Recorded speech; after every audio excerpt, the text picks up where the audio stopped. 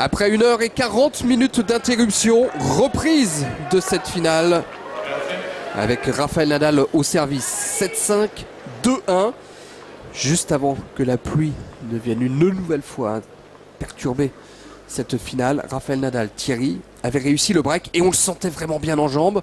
À la limite, heureusement pour David Ferrer, que la pluie est venue une nouvelle fois interrompre cette rencontre parce que vraiment Rafael Nadal était dans une bonne dynamique. Ouais, c'était du grand Nadal, c'est lui qui lâchait ses coups, c'est lui qui dictait l'échange. Et franchement, il ratait pas grand chose. À David Ferrer parce que vraiment il était malmené. Oui, il était parti pour suffisamment de métier aujourd'hui pour ne pas se laisser surprendre.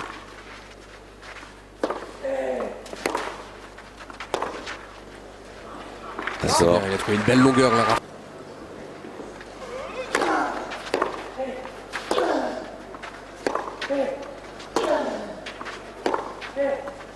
Non, c'est donné dehors.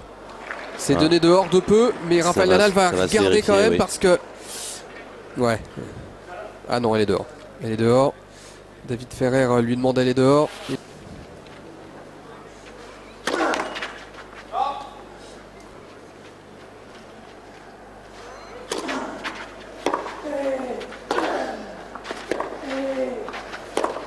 Ouh là là. La fusée en revers pour Rafael Nadal.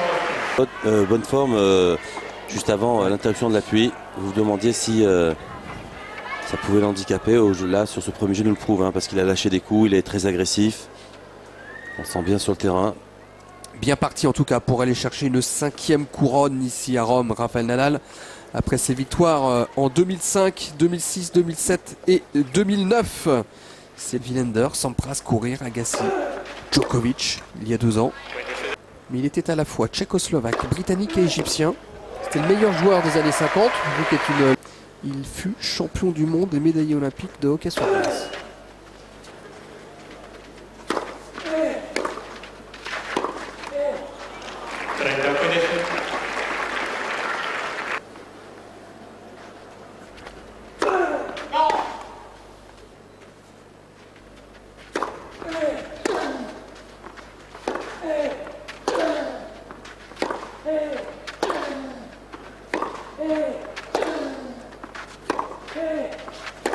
Ouais. Oh, c'est dehors. C'est dehors, mais il y avait un...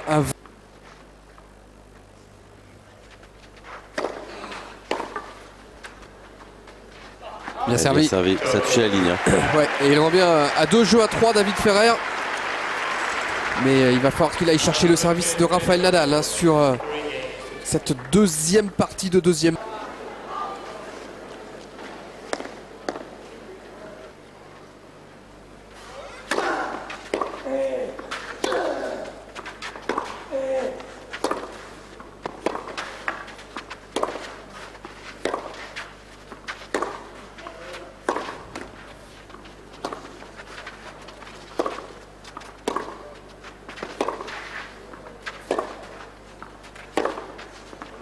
C'est dehors. C'est dehors.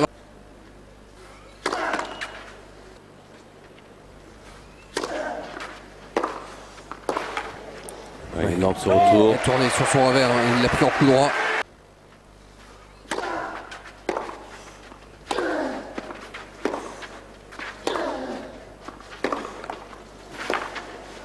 C'est bien remis. Ouais, c'est bien remis ça. Il va le lober. Lobe de défense. Il va y être encore. Oh là là, il réaccélère. Incroyable. Incroyable cette défense de Rafael Nadal. Parce que contre n'importe quel autre joueur, David Ferrer aurait remporté le point. C'est sur le petit lobe de défense hein, qu'il va se chercher. Déjà, il fallait la remettre, hein, cette attaque de coup droit. Et là-dessus, non seulement il est sur la balle, mais il arrive à lui redonner de la vitesse. Alors vous parliez pour entendre le déplacement de David Ferrer, mais Nadal, c'est quand même pas mal. Ouais.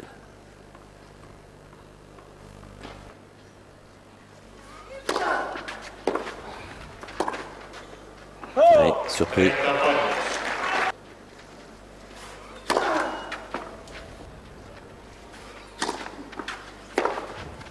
Bien, ça sort. Ouais, il prend des risques, hein. Il frappe de plus en plus fort dans la balle. Il a raison.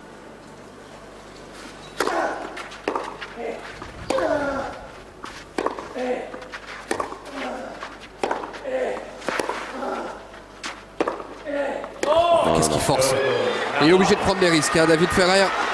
Malheureusement, c'est sorti une nouvelle fois pour lui. Ah, ça fait derrière également. Je sens que ce jeu, je sais pas pourquoi, va être compliqué à gagner là pour Ferrer. Il a commis quelques fautes directes, il a forcé un petit peu. Nadal, il est bien, on le Nadal, sent bien. Ouais, c'est parfait, superbe.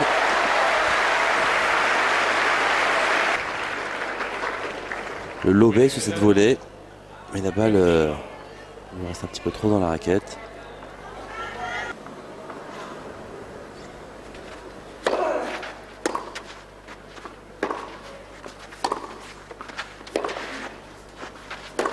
Oh, la zone, c'est bien fait. C'est superbe dans le remplacement de David Ferrer. Et oui, il vient couper la trajectoire de bon, jouer un peu plus court dans son remplacement. Il le prend complètement de vitesse. Et on sent que Nadal n'a pas envie de rester sur le terrain. 7h30.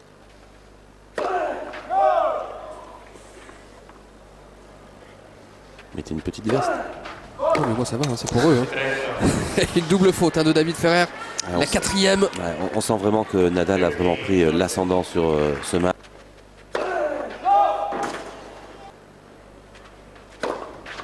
Oh, encore une double faute, hein, 2 doubles fautes consécutives, il n'y est plus. Hein. Ça se sentait hein, déjà, sortait un petit peu du match. Oula, ouais, ça sort. Ah, il n'a pas réussi à rentrer dans ce match, David Ferrer. Double break désormais pour Rafael Nadal. 7-5, 5-2. Rafael Nadal n'a pas été perturbé par cette longue interruption. En revanche, David Ferrer. Même titre donc ici face à David Ferrer. Et une 17e victoire en Masters 1000 pour égaler ainsi le record d'André Agassi et passer devant Roger Federer.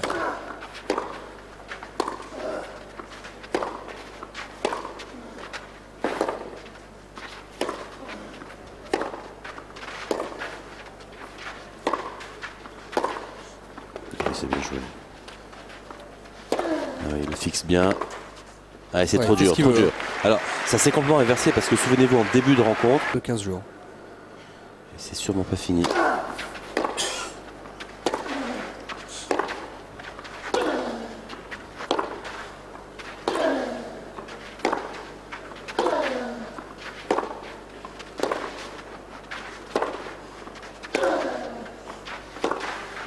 Ça sort. Ouais.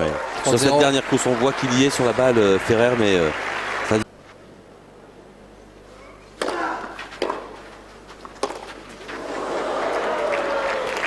Et 3 balles de match. Non, pas du tout. Non? Mais je regardais pas en fait. Et j'ai vu la balle partir. Ah bon, je suis étonné.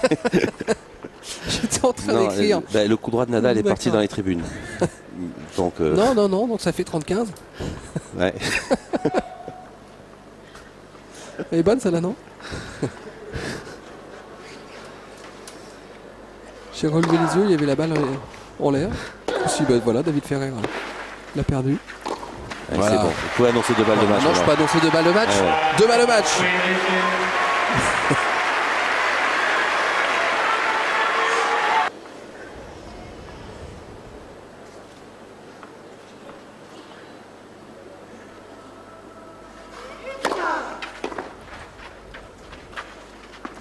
La première est la bonne.